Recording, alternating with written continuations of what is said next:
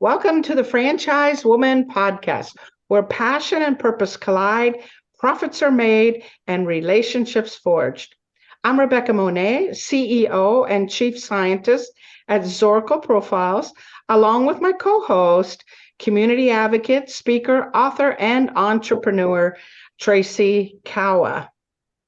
So we have a very special guest today with us, Simone Kelly. So Simone is the founder and brand president of Graysons Company. She's a true entrepreneur at heart, having owned a real estate franchise, a lending, transaction coordinator, and escrow company for over 15 years. Simone ventured into the world of estate sales to find her true calling. She founded Orange County-based Graysons, a leading estate sales and office liquidation service, and began to franchise to allow others to share in the success. Under her leadership, Graysons quickly moved across the nation as a recognized brand.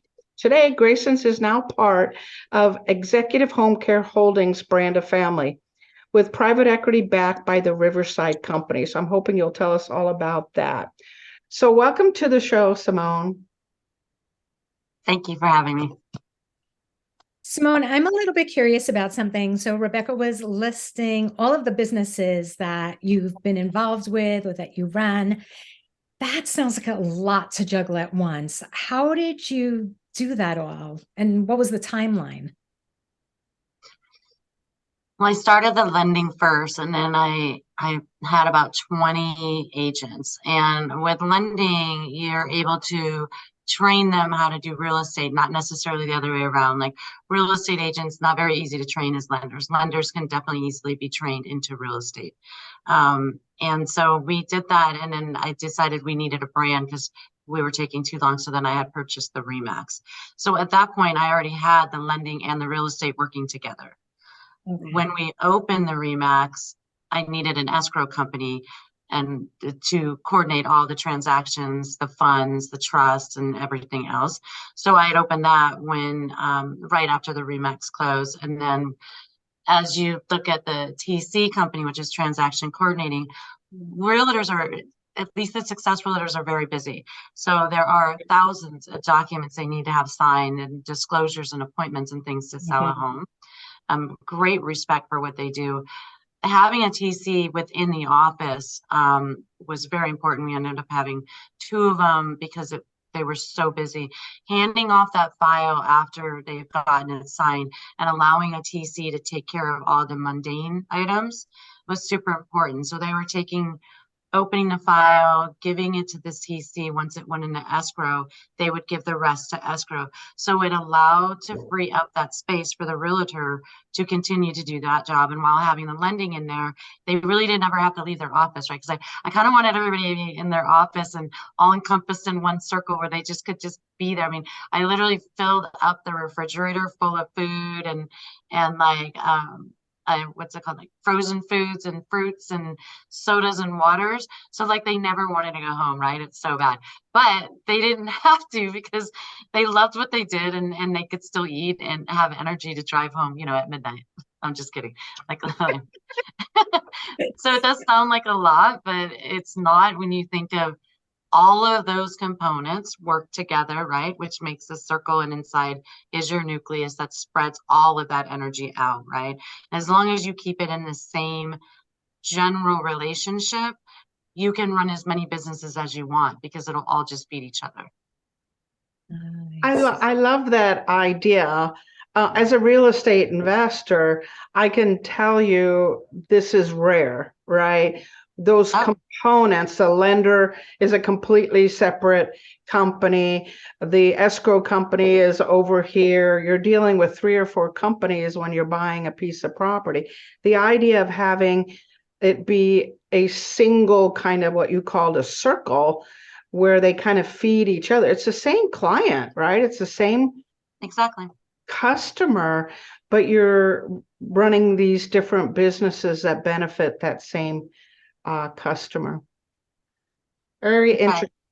Symbiotic. So it is kind of symbiotic. It's kind of cool. So Simone, What happened after that? After those businesses, did you sell? Did you do something else? Or did you go straight into Graysons? What happened? What was the story in between? Um, so I'll pass like the first part of it. In the end, when I sold my remaining shares, my mom had a major stroke at 55. So I went and took care of my mom. It was like probably 2 weeks after I'd left. And so I went home and I had my mom move in with me. I took care of her for about 6 months. And my mom went back to work and she was all healthy again. And I was sitting there in my backyard, actually with a girlfriend of mine. And I looked at her and I'm like, I don't know what to do. I'm so lost. Like for the first time in my life, I was numb to like, well, why am I even getting up in the morning? Like this person I was just taking care of is now better. And now here I sit. And so I had said, you know what, I'm going to call my friend. So I called my friend Tom, and he runs an REO company. And we had spoken, and I'm like, please, Tom, hire me. He's like, I can't hire you. I mean, I came to you for like office space, and that's just weird. Like, I can't be your boss. I'm like, you have to be, because I'm lost and you have to help me. I don't care what you pay me hourly. I will give you 6 months of my life if you help me get my life back. And he paid me very menial, and we worked together to structure his office. And I mean, it even had like a, what's that called? Like a time thing where you stamp. Yeah, However, I made the girl who sat next to me do it for me, because I'm like, I yeah. can understand that I'm making this amount of money because I need to like get my brain back to normal. But I'll be darned if I'm gonna actually go there and stamp a thing in. I'm sorry, it was like not gonna do it. I mean, so she would do. So there were limits to my ability to go back and regain what I had lost. And so after 6 months to the day, his business had taken off tremendously. He gave me my last paycheck of $400, and I walked out. And my friend Lewis, who runs a title business, had an office space downtown on 3rd Street, and he said, look, it's $400 a month. So I handed my $405 check, and he handed me the key to the office. And so then I just went over there and I started another transaction coordinating company as an independent. And I did that for a few years, maybe a year and a half. I don't remember how many long years that was. Super boring. No offense to transaction coordinating, but definitely not my wheelhouse. Lots of paperwork all the time. Very impersonal. Sign here, has to be dated by there. Why didn't you show up at your appointment? It's just mundane, to say the least. It wasn't helping anybody. I mean, I'm sure it was helping realtors and this and that, and I loved working with them because I had a good relationship, but for me, it wasn't there for me. So I had another friend who owned a business park, and he had a warehouse, and it would have an office in front, and there were several of them. And so I had helped his son previously save money on not purchasing a house in the harbor. So he's like, I owe you so much. You've just given so much to our family, come open something here. I know you'll think of something to come up with. So like, sure. So I went in there and I had an office. I literally had like a desk and a chair, and there was nothing else. And then the warehouse was empty. And I'm like, maybe I'll do a sign company. So then I'm like, okay, guys, I'm going to go put up your signs. I'm running around putting up like signs. I'm like, okay, this is no fun. So we're not doing that. It was like 6 a.m. It's super wet. People are honking. I'm like, no. And they wanted like 30 signs. I'm like, who needs 30 signs? Like, people can follow, like, they had their things. So I was like, no, that's not going to work. So then one day, a realtor friend of mine called Jerry, and he said, I want you to come pick up this couch at my client's house. And I'm like, I don't want a couch. I don't need a couch. No, thank you. He's like, no, you can sell it. And back then we had the recycler. I don't know if you remember the recycler. It's like the only thing you had was that and the Orange County Register. So he's like, no, I'm not. I want you to sell it. I'm like, I'm not going to sell. What am I going to do, Jerry? I'm going to put it on the recycler and wait for somebody to pick it up for like $50. I'm not picking it up. And he goes, no, you put it on Craigslist. And I'm like, who's Craig? And he's like, oh my God, where are you? I didn't know there was a secondary market. Like, I've always only shopped at like new stores, new inventory, and he's like, send me the link to the Craigslist. I'm like, it's totally antiquated site. Still is today. It's like blue lines and you link on it and you gotta find a certain city or whatever. So I'm like, all right, fine. I'll do it, but I'm not picking it up. So he came and dropped it off. And this couch I looked at it, I was like, oh Lord, it was humongous, half moon, off-white striped and stained, like the ugliest thing I've ever seen in my entire, and I thought this is never gonna happen. But I'm like, well, I have nothing else to do, right? So I took a couple pictures, I popped it on Craigslist, and somebody bought it for, I think it was like $350 that day. And they came and picked it up. I was like, what is going on? So now I call my friend Jerry. I'm like, Jerry, I'll never, he's like, told you. And so being a broker and in lending and all those years I was in real estate and escrow, I knew a lot of realtors and brokers around my area. So of course the word got out that, oh, Simone's selling things, just drop it off if you, because a lot of realtors were taking stuff into storage units because the family members didn't want it. And like, oh, maybe I'll sell it someday. Never. Next thing you know, they have like 10 storage units, right? So they all started like bringing stuff over and I just started selling. They didn't want any commission on it. They just wanted it out of the house or whatever. And that's how Graysons literally started. We started as like almost consignment without having to pay anybody, but just, it was amazing. Like, so I had my brother come over. He worked at LASIK eye surgery and I had him come over and help me because I was like, I don't even know where we're going with this, but I know I can't do this on my own. So he came over and he started helping me list and everything. And then we got another warehouse at Kevin's place a little further down and we painted it all like eggshell, I guess they call it, like that tan color. Then we had a little art room, which was really an office, but we put art all over the walls. And then we had like, you know, furnitures and stuff. And I had upstairs, which was like for old, really eclectic, rusty signs and stuff like that. And so we opened this consignment shop and it was fun. Don't get me wrong. It was super fun. And people to this day, it's been over 10 years. They still come and ask me, where's the consignment shop? I've been looking everywhere. I can't find it. Like they just love it. But consignment really isn't something that you can build a business on and make. And if someone can prove me wrong, I would love to see it, but I've tried it. You're giving 50% back to the person who's consigning with you, and you're actually storing those items for them. And so you're paying for the space, you're paying for the overhead. And on top of it, as the market is now with the Facebook Marketplace, OfferUp, all those different places, people can just, they've already posted it within the area you're in. So when you put it on consignment, everybody has already seen it on that used market area. So you're literally just storing it, praying it will sell. So we just figured, you know what, we can't do this forever. So then I had another realtor call me, and asked me if I would do an estate sale for his client. And I was like, an estate sale? I'm like Googling, like, sure, you know, and I'm Googling, what's an estate sale? Like, I've never even heard of it. You thought I would have heard of it. And so I read as I was committing to it, and I was like, wow, this looks really cool. Like, I'll do it. So then I set the appointment up. I did like a whole bunch of research for about 48 hours, just kind of digging into it more and seeing what it's about and looking at contracts and dealing with the legal side of it and the insurances. And I went and met with that client and it changed my life forever. Like, it was a very tragic love story, the family and what happened to the family. And the daughters were my age at the time, and they couldn't even bear to be in the house after everything had happened. So, and to this day, I think of them because they really, that what they gave me just changed my life, like literally. But I remember my first estate sale, you're supposed to list it on like this MLS for estate sales, right? I didn't know that. I never even heard of that.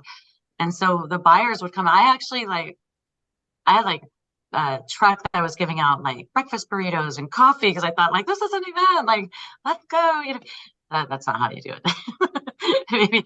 maybe like your first grand opening, you might want to do that. But other than that, you really don't want people walking around with salsa, coffee, and, you know, a burrito. Not the best thing for the house, right? But we did that sale for 2 weeks, 1 weekend and the other weekend. We made so many mistakes in the beginning where I packed everything in boxes because they were having an open house. It took me like 4 days.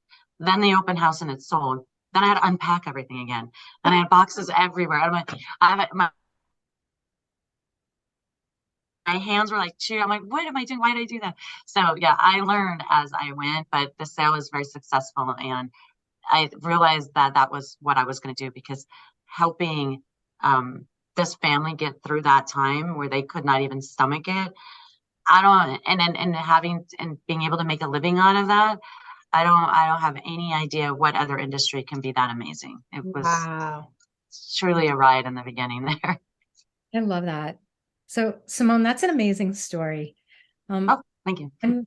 I'm hearing this thread throughout all the roles you've done, about purposefulness, even taking time off to evaluate, what's next for me, and just finding purposefulness, fun, having fun at what you're doing.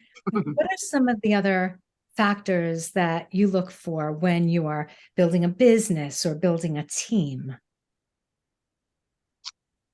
Well, the team has to be have an open mind to grow, right? So I do not want, as I tell people, I don't want the receptionist that wants to be a receptionist for the rest of their life. There's plenty of companies that will take that person, and God bless them. But for me, I want somebody that wants to learn everything that they can, and even more than they know that they can do. So some people put a threshold on success, like I want to be here in success. And if they get beyond that threshold, they get a little scared.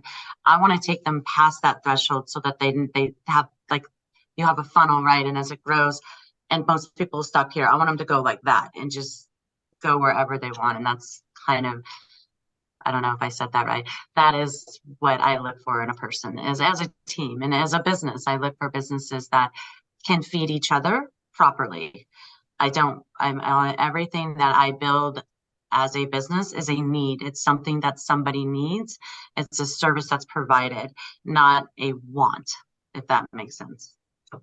That makes a lot of sense. I haven't even thought about that, because it really does make a difference if someone needs this service rather than it's a luxury of some sort, or, you have to figure out that you even want it, right? In this case, these are vital things. Everything you've done was vital and necessary, and people needed it. Your specialty was to kind of pull it all together and orchestrate the whole piece. So if there was a theme throughout your life, Right. and you kind of hit on it, and Tracy kind of hit on it too. If there was a theme in your life that in every situation was playing out, what might be that theme? Changing everybody's life that comes into my life for the better. I would say the person I spoke about earlier that wants to have an open mind, right? I want to take that person beyond what they believe they could ever get to. Like, they can't even visualize it. But I want to get them there without them realizing they're getting there. So if you constantly are saying, oh my gosh, you're never going to believe where you're going to go with this. We're going to do this. We're going to do that. All of a sudden, people start to like close in. Like, I don't think I can handle that. You sound amazing, Simone. You can do that, but I cannot handle that. People don't know they can handle it because they haven't been presented with it properly, where it's not just sticking it in their face. You're just gradually training them without them knowing that they're getting there. And then one day they wake up and they think, oh my gosh, like, I literally can start my own business, or I have started my own business, or I've never thought I would be doing this, or asking somebody if they need a job, or asking somebody for help. It never occurred to them. But by the time they do it, after they've gone through years with me, it's natural. And then they realize, like, whoa, what just happened to me? My life just exploded, and it's fun. And I love that. That's what I love. I love helping people build their own businesses, hence franchising the Graysons. That's why I franchised it. I have such a deep need to make sure that anybody who wants to own a business and has the desire and the work ethic to own it, that they should be able to. And so I did a lot of like self-financing for the franchises. Some people who couldn't afford to just come up with that dollar amount right when they wanted to get into the business, but they had the desire, and estate sales are unique. So they had the want to be in an estate sale, right? And so I did that, and those people are amazing and loyal. And I consider every one of the people I work with as my family, and I watch them grow their families. I mean, they've had kids and houses. It's so cool. Like, it's such a franchising is, I think, one of the coolest things you can do, because it's me who gets kicked in the teeth for 5 years before you decide, right? And then by the time they come in, they don't have all that pain and suffering and all the expenses and the, oh Lord, what did I do there? Whoops, my bad. And turn back around and do it a different way. So yeah, I thoroughly enjoy that. And I guess if you go back to the theme, that would be the theme and a really long explanation. So beautiful and well articulated. And you're right, franchising's perfect for you to live out this theme, this purpose. So, but what was interesting to me was this idea that you didn't give them the big picture of where you're going. You kind of took them through baby steps where they didn't even know that they were getting closer and closer to this big picture, whatever it is, business ownership, success. It kind of reminds me a little bit of parenting. I remember I wanted desperately for my children, my grandchildren, to be able to swim. And there's always this fear of water and fear of swimming. And if I had told them, someday you're going to be on that deep end and you're going to be swimming, that would probably been overwhelming and scary. So you start them kind of slow, and pretty soon it's like, I want to go to the deep end, right? I want to. Yeah, take off my floaties. Yeah, take my floaties off. I don't need these things. I know there's a kid that doesn't like water, but I think their fear is drowning, just saying. Mm-hmm. Mm-hmm. Every kid loves to splash. The only thing they don't like is when they can't get up to the top again. Yeah, it's true. That's what our job is, to make them, or my job anyway, is to make them not understand that they possibly could drown, that there's a safety net there for them to always be able to go wherever they need to go. Yeah. There's something else that really strikes me about your story, and it's an underlying theme, which is every time you were pausing or hitting the reset button, where did you turn? You called somebody you knew. And it really is a testament to the power of your network. Mm-hmm. And can you just elaborate on that a little bit? Well, I'm blessed. I mean, I've spent my life helping and doing without, and I think that's why training people to be more than they ever thought comes natural, is because people had taught me that way. So even though I have a lot of friends and I love them all equally, I didn't realize how helpful people are that are around me or who wanted to help me until I had to ask. And that was my process, was to get over the fear of asking, that ego. I can do it on my own. I'm the one that can do it. I'm a woman, hear me roar, all that stuff. No, you really need other people, men and women, to make it happen.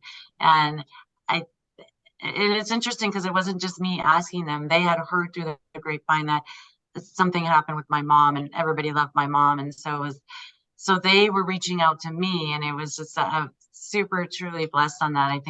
I really believe that I'm like a big believer in karma. Like, you do something and it may not come back from that person that you're helping, right? Because you should never expect that, but somewhere down the line it will. Yeah. And so I'm like, okay, so I think I got some really cool blocks along the line that helped me through that time. You are filling your spiritual bank account. Yes, I always say, I'm building my stairway to heaven, right? So I think this last little thing I had done, I'm like, okay, I'm hanging on by the fingertips right before the gate, right? I'm like, but I just got to be really careful because I don't want them to bump me back down like Chutes and Ladder, and have to climb back up. I think they need to change the name of the song from Climbing the Stairway to Heaven to Building the Stairway to, and she's building. That's actually brilliant. Yeah.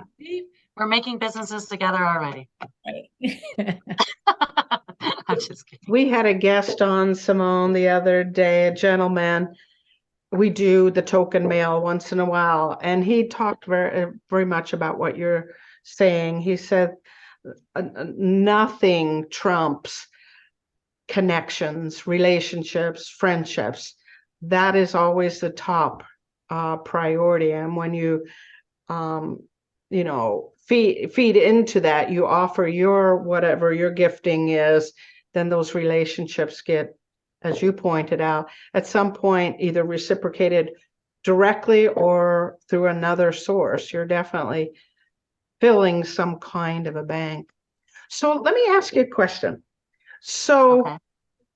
we got an idea of how Graysons started. So a two-part question. One, where did the name come from? And because I love it. And secondly, you had several locations throughout California, franchisees, but now you're expanding even further. Can you tell us what that process was? Sure. So, where the name came from, I do love it as well, only because it's my son's name. Okay, so I had I'm always crazy with ideas and stuff. I told my son, like, I'm opening a new company, and no, mom, like, and I'm like, no, I am. So just come up with a name. And my younger son, he was like 6 maybe, and my older son was 4. They're 8 years apart, so he must have been like 14. And I had him on the phone, and they're like, okay, what's it gonna be? And I tell them, they're like, Grant, my oldest son, he's now 22. Had said, Graysons, like right away. And I was like, whoa, what? Like, that's like a weird name. So I'm like, spell it. So I wrote it down, and I go, I don't understand. He says, well, the first 3 letters are of my name, which is Grant. And the last 3 letters are Jason's name, obviously Jason. I said, boy, that's so cool. But like, I don't understand, like, why add the S? He's like, duh, mom, you're both your sons. And I was like, oh my God, that is like such a home run. It's like, because it's a made up name, but it flows. And it means so much to me because my kids mean the absolute world to me. There's nothing more important than that to me in my life. And I know everybody says you should have, your husband. Nope. My kids mean the world to me. And so I knew when we put that in play that it would be successful. I would do everything I possibly could to make sure that they had a successful name behind that business. So that's where it came from. How did it go with California? Okay, so I live in Huntington Beach, California. I always thought that just like building businesses and what type of business you build, right? I've always thought you build around your nucleus, like you talked about with your networking, right? Mm-hmm. So I decided to start doing estate sales within my network, which was Huntington Beach and then Costa Mesa, Newport Beach.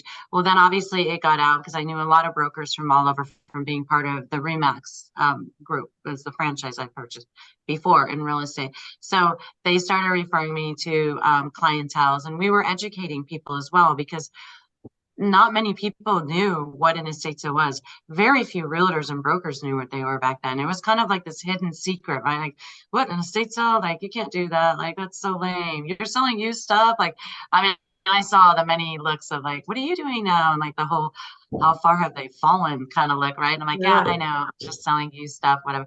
Because I'm very competitive. So I really didn't want someone to realize what an incredible industry it was until I had grown it big enough where they couldn't catch me. I know it sounds terrible, but I'm just not going to help somebody else build a better business that I have invested so much into and that I wanted to build bigger, right? So yeah, those are the people I won't help. Sorry. Just kidding. Mm-hmm. So we when we built it out in California, it got so busy where I was working, my brother and I, and we had 3 other people working with us.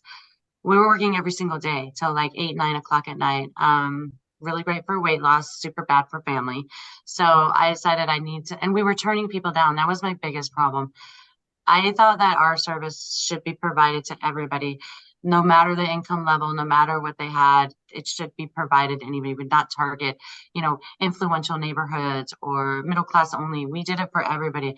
And we were so busy, we were having to turn people down, which really bothered me because the alternative was an independent who hadn't had the legal background I had with running escrows and lending and stuff, where I become from a very rigid kind of background where you have to be correct, right, pay on time, don't walk away with people's money, show up professionally.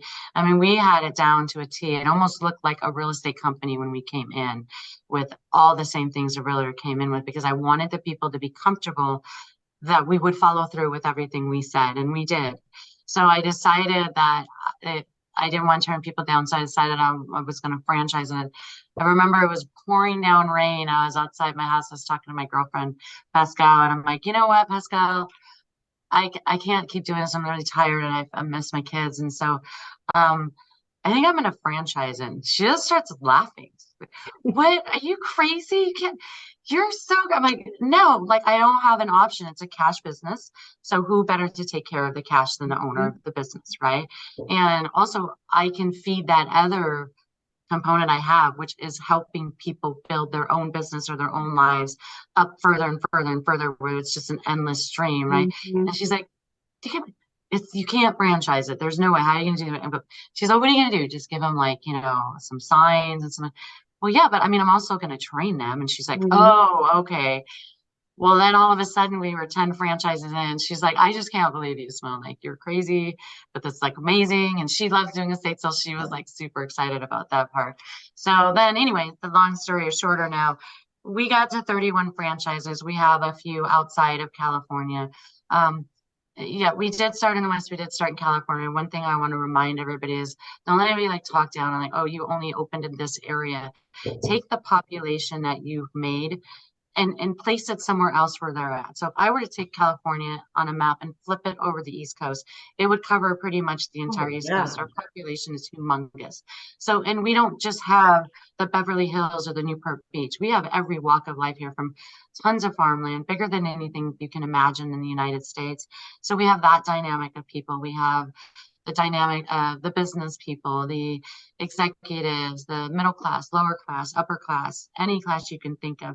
So building here wasn't, it was because of the proximity, but it also, we weren't just touching a certain class of people. California is full of all of it. So when we built this out and I started to expand, I noticed how hard it was because, believe it or not, California is not looked at too nicely these days by many sets of groups of people. So it was very difficult to sell a business outside of California, from somebody who's living in California. So I tried to do the broker route a while, and then that really didn't work out too well. So I got an email from the Riverside group, Caroline, and she was amazing. And at first I was like ignoring them. And I get another one, I get another, I'm like, no, I'm not interested. And then finally I'm like, let me research it. So went through this process with them, got a little scared, pulled back, then started doing really decent like research on how they treated franchisees after they had acquired them. And it was amazing. They truly believe that the founders should be a part of that business to keep that culture there, which keeps the current franchises very happy because they're scared. Like, oh my God, they're going to change everything. My contract's no good. What happens to my business? Like all these fears that come through, and they also expand these businesses into, something you've never thought could happen. They've literally taken what I love to do and made me their pawn. And it's been an amazing ride. It was in November of last year that it completed, and we are in March. So it's been incredible. But that's how we came about to where we're at now. It's an amazing journey. So what's next? What's next for you? What's next for Graysons? Well, Graysons, I'm still obviously, and I speak to all the potential franchises. I'm still supporting all the current ones. They're friends, so why would I not? They're amazing, right? I am starting a few other companies that have that same idea of all in the same industry. I will stay in the same industry, actually incorporating the Graysons and then an assisted living locators, but also 5 other services that will all feed into each other. And I'm hoping to have, I know it sounds like a lot. I don't like to say it because then it sounds like a lot and it gets overwhelming, but I don't think it's a lot because they all work together. So it's almost like having one company with different answers, I guess is what it is. Like, oh, hi, thanks for calling Graysons. Can I get the accounting department? So you shoot them over to accounting. It's still the same company, right? So to me, it's just a system, not 5 companies, if that makes sense. Yeah. Other than that, nothing. What? Which is consistent with what you originally did basically 5 companies, but they fed one another, and you're doing it again. I mean, I can see with assisted living locators, one of your sister companies, that as an elder is ready to go to more full-time care, right? They're going to need to liquidate furniture and things of that nature. And here we are able to help them do that, making one less thing they have to deal with. So yeah, the idea is I like dealing with the senior community a lot. I think that a lot of people are jumping into it because all the statistics, right? I jump into it because I think that they need proper and appropriate care and people that care about where their future is, what they're doing. And I do believe that, and I've seen it myself, where the siblings and the people that are left to take care of this are overwhelmed. They have their own life. You know, maybe their husband and wife are working together. Everybody's working, everybody's busy.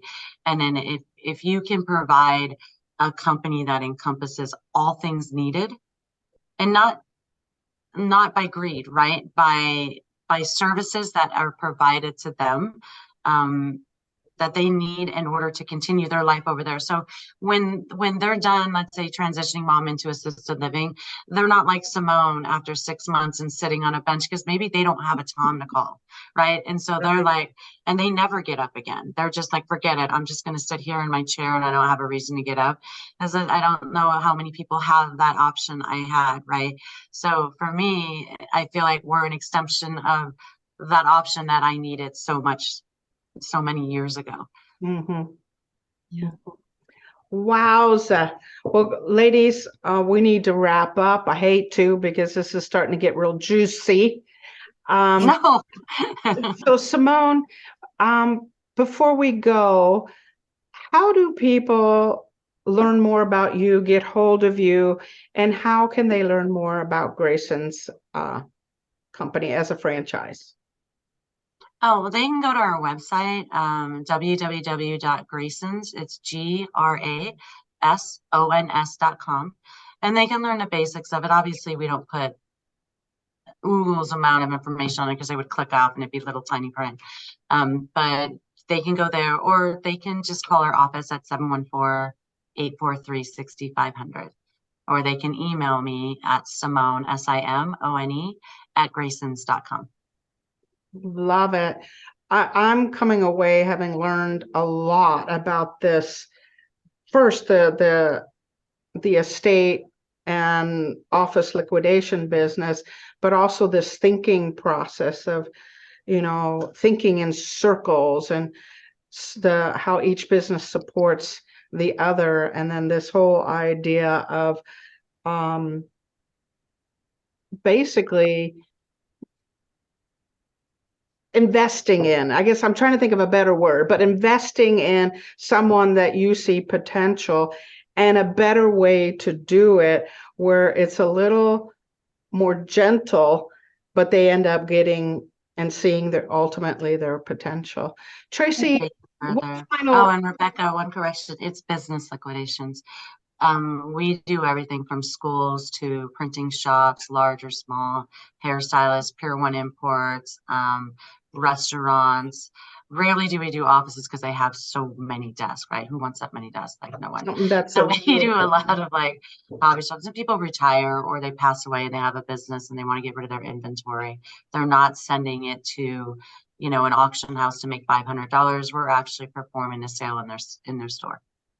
That's a whole other piece though, Rebecca. No, thank you for sharing that. I recently bought a commercial property, and it included a pawn shop and a fish and tackle store. I wished I would have known you at the time, because I just bought it in June of last year. I had all of this inventory and fixtures and things that I didn't know what to do. What'd you do with it? We had a garage sale, basically. And we made a fraction of what it was really worth. Yeah. Yes, because that is like the super fun sale of the century. Yeah. So go find yourself another one just like that and call me. I'll fly out and I'll do it. Yeah. Well, now I got an empty building. I might be calling you, Grayson. To fill it? Yeah, to figure out something to do with it. So Tracy, your final thoughts, hon. You always have such great insight. Rebecca, I agree with you on this one about investing in people. Like that was really an aha moment.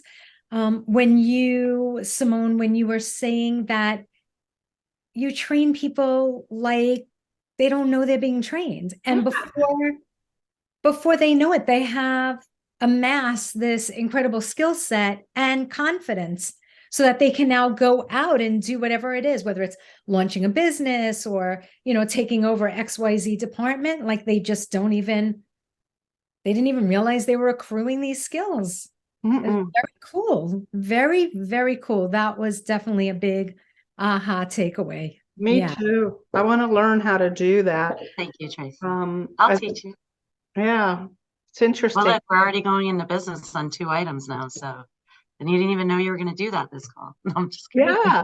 Yeah. So thanks again, Simone, for joining us. We really appreciate the time and are taking some really good takeaways from our conversation. Yeah, I appreciate it. I had fun. Thank you so much, ladies. Yeah. And for those of you listening in to the Franchise Woman podcast, where passion and purpose collide, profits are made, and relationships forged, we'll see you next week for another episode. Bye.